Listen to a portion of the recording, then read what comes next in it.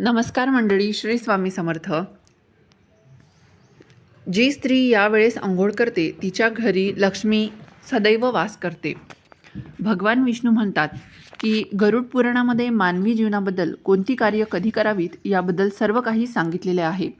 विशिष्ट कार्य विशिष्ट वेळी केल्याने माणसाला कधीही संकटांचा सामना करावा लागत नाही व त्याच्या जीवनामध्ये सुखसमृद्धी येते. तसेच माणसाच्या झोपण्याच्या वेळ, उठण्याच्या वेळ, तसेच अंघोळ करण्याची वेळ ही देखील वेळ निश्चित करण्यात आलेली आहे. असेच एकदा भगवान विष्णू आणि माता लक्ष्मी क्षीरसागरातील शेषनागाच्या सय्येवर विसावले होते. त्यानंतर गरुड पक्षी त्या ठिकाणी येतो आणि भगवान विष्णू आणि माता लक्ष्मीला विचारू लागतो, हे परमेश्वरा, या पृथ्वीला भेट देऊन आलो आहे. मी पाहिलं की पृथ्वीवर अनेक लोक रोज अंघोळ करतात, परंतु तरीही ते दुःखी राहतात. त्यांच्या दुःखी होण्याचे काय कारण आहे? हे परमेश्वरा, कृपया मला सांगा की स्नान करण्याचा सर्वोत्तम मार्ग कोणता आहे? अंघोळ कधी आणि कशी करावी? स्नान करताना कोणते मंत्र जपावेत? हे सर्व प्रश्न जाणून घेण्याची माझ्या मनात इच्छा निर्माण होत आहे. गरुड महालक्ष्मीला म्हणतात, हे माते, मी आज असेही पाहिले आहे की अनेक स्त्रिया रोज स्नान करून तुमची पूजा अर्चा करतात, पण तरीही तुम्ही त्यांच्या घरात का राहत नाही? हे याचे कारण काय आहे? हे प्रश्न गरुडजी विचारतात. तेव्हा भगवान विष्णू म्हणतात, पक्ष्यांचा राजा गरुड, तू योग्य प्रश्न विचारला आहे. अंघोळ करणे फार महत्त्वाचे आहे. या गोष्टी आपल्याला अगदी सामान्य, साध्या, सोप्या वाटतात, परंतु आपल्या पूर्वापार चालत आलेल्या प्रत्येक बाबींमध्ये काहीतरी अर्थ दडलेला आहे. आपण त्या गोष्टीकडे लक्ष देत नाही, त्यामागील शास्त्र देखील समजून घेत नाही. अंघोळीने शरीर शुद्ध होते आणि मनुष्य पूजा वगैरे कर्मकांड करण्यास पात्र होतो. त्यामुळे माणसाने रोज अंघोळ करावी. तुमच्या सर्व प्रश्नांची उत्तरे देण्यापूर्वी मी तुम्हाला एक अतिशय पवित्र गोष्ट सांगते. ती तुम्ही लक्षपूर्वक ऐका. या कथेत तुम्हाला तुमच्या सर्व प्रश्नांची उत्तरे मिळून जातील. असे सांगून भगवान विष्णूंनी गरुडजींना स्नानाचे महत्त्व सांगणारी एक कथा सांगितली, जी सर्व मानवांनी संपूर्ण लक्षपूर्वक ऐकली पाहिजे. ही कथा श्रवण केल्याने मनुष्याला शेकडो तीर्थक्षेत्री स्नान करण्याचे पुण्य प्राप्त होते. म्हणून तुम्ही सर्वांनी ही कथा पूर्णपणे ऐकावी.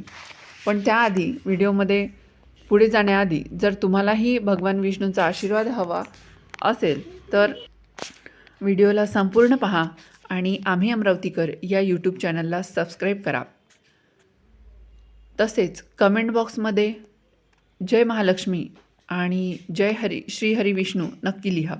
तर चला सुरुवात करूया. भगवान विष्णू म्हणतात, पक्ष्यांचा राजा गरुड ही प्राचीन काळातील गोष्ट आहे. मध्य देशात एक अतिशय सुंदर शहर होते. तिथे एक श्रीमंत व्यापारीत राहत होता. त्याला 3 मुली होत्या. आपल्या मुलींना कधीही काहीही कमी पडू दिले नाही त्या माणसाने. त्यांनी त्यांना मोठ्या प्रेमाने, लाडाने वाढवले होते. त्यांच्या मुली स्वभावाने खेळकर होत्या आणि अतिशय सुंदर देखील होत्या. वडिलांनी सर्व कर्तव्य पार पाडली, आपल्या मुलींना सर्व काही दिले, परंतु त्यांनी एक चूक केली. ती म्हणजे त्यांनी आपल्या मुलीला शास्त्राचे आणि योग्य संस्कार याचे ज्ञान दिले नाही. आयुष्यात सर्व काही मिळूनही त्यांच्या मुलींचे आयुष्य अपूर्ण होते. ज्ञानाशिवाय मनुष्य पूर्ण होत नाही. पैसा, संपत्ती आणि सौंदर्य असूनही प्रत्येक स्त्रीकडे जे असायला हवे ते ज्ञान त्यांच्या मुलीकडे नव्हते. मग त्यांच्या 3ही मुली तरुण झाल्यानंतर शेठने आपल्या 3ही मुलींची लग्न एका चांगल्या कुटुंबात केली. 3ही मुलींचे पती मोठे उद्योगपती होते आणि ते सर्व राजवाड्यात राहायला गेले. तिचीसुद्धा त्या मुली आपल्या घरी गेल्यावर त्यांचे स्वागत करण्यात आले. लग्नानंतरचे सर्व विधी पार पडले. तिघींचे सासरचे लोक त्यांचा आदर करत होते आणि त्या तिघीही इतरांशी प्रेमाने वागायच्या. त्यांच्या सासरच्या घरी प्रेमाने राहू लागल्या. तिघीसुद्धा सकाळी उशिरा उठायच्या, अंघोळ उशिरा करायच्या, कधीकधी अंघोळ न करता जेवायच्या, अधूनमधून पूजा करायच्या. सासूने त्यांना अनेक वेळा समजावून सांगण्याचा प्रयत्न केला, पण त्यांनी त्यांचा सल्ला ऐकला नाही. त्यांचे काहीच ऐकले नाही आणि स्वतःचे काम करू लागले. पण जसा जसा वेळ निघून गेला तसा तसा त्या 3ही मुलींच्या सासरच्या घरात अडचणी निर्माण होऊ लागल्या. तिघींच्या पतींना आर्थिक तोटा होऊ लागला आणि हळूहळू त्यांचा संपूर्ण व्यवसाय बुडू लागला. इतरांकडून कर्ज घेऊन व्यवसाय चालवायला सुरुवात केली, पण तरीही त्यांना तोटा सहन करावा लागला. त्यामुळे घरात सतत कलह होत होता. पुन्हा पुन्हा मारामारी होऊ लागली. जेव्हापासून त्या या तिघी घरात राहायला गेल्या होत्या, तेव्हापासून त्यांच्या घरात संकटे येऊ लागली. तीनही बहिणींना त्यांच्या सासरच्या घरात पैशाची इतकी कमतरता की त्यांच्या घरातून सर्व काही गमवावं लागलं आणि त्या सर्व एका झोपडीत राहू लागल्या. परंतु तिघी बहिणींना झोपडीत राहणे पसंत नव्हते. त्यामुळे सासरचे घर सोडून त्या माहेरी आल्या आणि वडिलांसोबत राहू लागल्या. परंतु घरी आल्यानंतर ही त्यांच्या सवयी बदलल्या नाहीत आणि घरी आल्यानंतरही तिन्ही बहिणी मोठ्या थाटामाटात जगू लागल्या. तिथेही तिघी उशिरा उठायच्या, उशिरा अंघोळ करायच्या, तर कधी अंघोळ करायची नाही, तर कधी अंघोळ न करता जेवायच्या. त्यामुळे त्यांच्या वडिलांनाही व्यवसायामध्ये तोटा होऊ लागला. त्यात आर्थिक व्यवस्थाही डिस्टर्ब होऊ लागली. मग एके दिवशी भगवान विष्णू साधूच्या रूपात त्यांच्या दारात आले. त्या साधूचे प्रेमाने स्वागत केले. पाय धुवून नमस्कार केला तेव्हा शेठला जवळ बोलून साधूच्या समोर शेठ उभे राहिले आणि त्यांच्याबद्दलची संपूर्ण हकीकत सांगायला सांगितली. साधूंनी शेठच्या तिन्ही मुलींकडे पाहिल्याबरोबरच त्यांना संपूर्ण सत्य समजले. त्या तिन्ही बहिणीभोवती नकारात्मक ऊर्जेची वर्तुळं निर्माण होती, जे त्यांच्यासोबत फिरत होती. त्या कुठेही गेल्या तरी ती नकारात्मक ऊर्जा साथ सोडत नव्हती. साधू त्या शेठला म्हणाला, तुझ्या तिन्ही मुलींच्या सवयीमुळे त्यांच्या भोवती नकारात्मक ऊर्जेचे वर्तुळ आहे.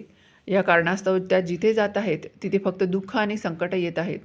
तुमच्या तिन्ही मुली खूप आळशी आहेत. त्या उशिरा उठतात, उशिरा अंघोळ करतात, अंघोळ न करता जेवण करतात आणि त्यामुळे त्यांच्या आयुष्यात हे संकट येत आहेत. मग त्या साधूने त्या व्यापाऱ्याला आणि त्या व्यापाऱ्याच्या मुलींना खूप महत्त्वाचे ज्ञान दिले आणि त्यांना दररोज त्यांचे पालन करण्यास सांगितले. भगवान विष्णू म्हणाले, स्नानाचे 4 प्रकार आहेत: ब्रह्मस्नान, देवस्नान, मानवस्नान स्नान आणि दानवस्नान. याचेही वर्गीकरण वेळेनुसार केले जाते. शास्त्रात ब्रह्ममुहूर्तावर स्नान करणे श्रेष्ठ मानले गेले आहे. ब्रह्ममुहूर्त म्हणजे रात्रीचा शेवटचा तास आणि सूर्योदयाच्या ठीक 1.5 किंवा 2 तास आधी असतो. पहाटे 3:30 ते 5 ही वेळ शास्त्रामध्ये दिवसाची सर्वोत्तम वेळ सांगितली आहे, कारण यावेळी वातावरणात अद्भुत आणि चमत्कारिक ऊर्जा असते. हा काळ देवांचा काळ आहे, म्हणून यावेळी देवांचे स्मरण करावे. ब्रह्ममुहूर्तावर केलेल्या स्नानाला श्रेष्ठ स्नान मानले गेले आहे. यावेळी स्नान करून सूर्यदेवाला अर्घ्य अर्पण केल्याने जीवनात सुखसमृद्धी आणि शांती प्राप्त होते. मानवी शरीर आणि मन दिवसभर ताजेतवाने आणि सकारात्मक ऊर्जेने भरलेले राहते. ब्रह्ममुहूर्तावर स्नान केल्याने मनुष्य व्याधी आणि आजारापासून दूर राहतो. त्यांचे शरीर निरोगी आणि तंदुरुस्त राहते. दुसरे आहे देवस्नान. पहाटे 5 ते 6 या वेळेत केलेल्या स्नानाला देवस्नान म्हणतात. सर्व पवित्र नद्यांचे स्मरण करून घेतलेले हे स्नान सर्वोत्तम मानले जाते. अशा वेळी अंघोळ केल्याने मानवी शरीरात सकारात्मक ऊर्जा निर्माण होते आणि शरीरातील सर्व प्रकारची नकारात्मकता आणि वाईट गोष्टी दूर होतात. देवस्नानामुळे वाईट गोष्टी दूर होतात. देवस्नानाच्या वेळी स्नान केल्याने शरीराबरोबरच मनही शुद्ध होते आणि पवित्र होते. यावेळी स्नान केल्याने धनाची वृद्धी होते. माणसाला सर्व सुखसोयी प्राप्त होतात. आकाशात तारे दिसतात. पहाटे केलेल्या स्नानाला देवस्नान म्हणतात. हे देखील सर्वोत्तम स्नान आहे. यावेळी स्नान केल्याने मानसिक शांती मिळते. तिसरे स्नान म्हणजे मानवी स्नान. ते स्नान सकाळी 6 ते 8 या वेळेस केले जाते. या केलेल्या स्नानाला मानवी स्नान असं म्हणतात. सूर्योदयाच्या वेळी किंवा सूर्योदयानंतर केले जाते. या वेळेत स्नान करणे देखील चांगले मानले जाते. यामुळे शरीरात ताजेपणा आणि सकारात्मक ऊर्जा निर्माण होते, जी आपल्याला कोणतेही काम करण्यास प्रोत्साहित करते. परंतु सूर्य दिसल्यानंतर 2 तासांनी कधीही स्नान करू नये. ते म्हणजे 4थे स्नान, म्हणजे सकाळी 8 नंतर स्नान करणे, म्हणजेच दानवस्नान. ते सकाळी 8 ते 12 या वेळेस करतात. हे स्नान अयोग्य आहे. यावेळी वातावरणात असलेली दैवी शक्ती खूप कमी असते. त्यामुळे माणसामध्ये उत्साह राहत नसतो आणि ऊर्जेची कमतरता असते. त्यामुळे दिवसभर आळशीपणा जाणवतो. दिवसभर शरीरात सुस्ती जाणवते. ही भावना राहते. त्यामुळे कोणतेच काम करावेसे वाटत नाही. सकाळी 8 नंतर स्नान केल्याने व्यक्तीच्या जीवनात अशुभता येते. त्यांच्या शरीरात नकारात्मक ऊर्जा राहू लागते. असा माणूस जिथे जातो तिथे दुर्दैव त्याची पाठ सोडत नाही. त्याच्या पाठोपाठ दुर्दैव पण येते.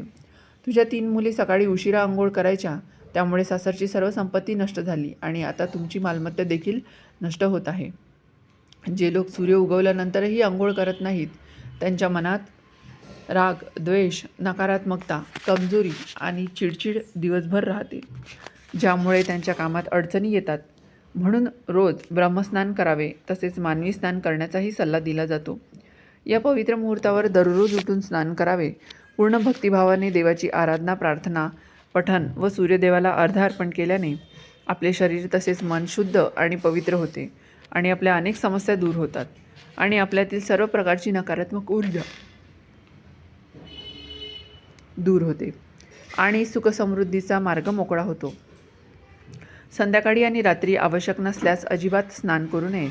भगवान विष्णू म्हणतात, आता मी तुम्हाला अत्यंत महत्त्वाच्या मंत्राबाबत सांगणार आहे, ज्याचा जप स्नान करताना करावा. म्हणून या मंत्राचा जप करत जो कोणी स्नान करतो त्याच क्षणी त्याची सर्व पापे नष्ट होतात, त्यांचे दुर्दैव नष्ट होऊन त्याला सुखसमृद्धी प्राप्त होते.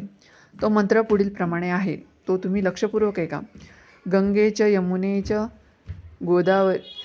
गोदावरी सरस्वती नर्मदे सिंधू कावेरी जलेस्मिन सन्निधी कुरु. मी पुन्हा एकदा मंत्र म्हणते. गंगे च यमुने चैव गोदावरी सरस्वती नर्मदे सिंधू कावेरी जलेस्मिन सन्निधी कुरु. याचा अर्थ आहे की हे गंगा, यमुना, गोदावरी, सरस्वती, नर्मदा, सिंधू आणि कावेरी माता, तुम्ही या सर्व माझ्या स्नानाच्या पाण्यात या. या मंत्राचा जप केल्याने सर्व तीर्थक्षेत्राचे स्नान केल्याचे पुण्य प्राप्त होते. अशा प्रकारे भगवान विष्णूंनी त्या सेठला स्नानाचे महत्त्व सांगितले. तेव्हा शेठच्या तिन्ही मुलींनाही आपली चूक समजली. त्या तिघीही आपापल्या सासरच्या घरी राहायला गेल्या आणि भगवान विष्णूंनी सांगितलेले स्नानाचे सर्व नियम पाळू लागल्या. सकाळी ते नियम पाळू लागल्या. तिघी सकाळी ब्रह्ममुहूर्तावर उठून स्नान करून सूर्यदेवाला अर्घ्य देऊ लागल्या. रोज सकाळी अंघोळ केल्याने त्यांचे शरीर शुद्ध झाले आणि नकारात्मक ऊर्जा देखील हळूहळू नष्ट झाली. त्यांचा पतीचा व्यवसाय चांगला चालू लागला आणि त्यांनी गमावलेलं सर्व वैभव त्यांना परत मिळाले आणि त्या तिघी बहिणी आनंदाने राहू लागल्या. आपल्या आयुष्यात अंघोळीला खूप महत्त्व आहे. अंघोळीनंतर केली जाणारी पूजा ही सुद्धा सकाळीच झाली पाहिजे, तरच त्याची शक्ती मिळेल. म्हणून मनुष्याने रात्री कितीही उशिरा झोपले किंवा कितीही काम असले तरीही लवकर उठून स्नान करावे. स्नान आणि देवपूजा ही वेळेतच झाली पाहिजे, तरच तिचा आपल्या जीवनात उपयोग, नाहीतर आजारांना निमंत्रण. कारण मनुष्य जे काही कर्म करतो त्या प्रत्येक कर्माला महत्त्व असते. म्हणून स्नान, देवपूजा या कर्मांना पण तितकेच महत्त्व आहे. त्यामुळे रोज सकाळी लवकर अंघोळ करावी. सकाळी 8 नंतर स्नान करणे अशुभ आहे. अशा प्रकारे भगवान विष्णूंनी गरुडजींना स्नानाचे महत्त्व सांगितले. जर तुम्हाला हा माहितीपूर्ण व्हिडिओ उपयुक्त वाटला असेल तर व्हिडिओला एक लाईक नक्की करा आणि चॅनलला सबस्क्राईब करून आम्हाला प्रोत्साहित करा. तसेच व्हिडिओ संपूर्ण पाहिल्याबद्दल सर्वांचे मनापासून मी आभार मानते. श्री स्वामी समर्थ. जय जय स्वामी समर्थ.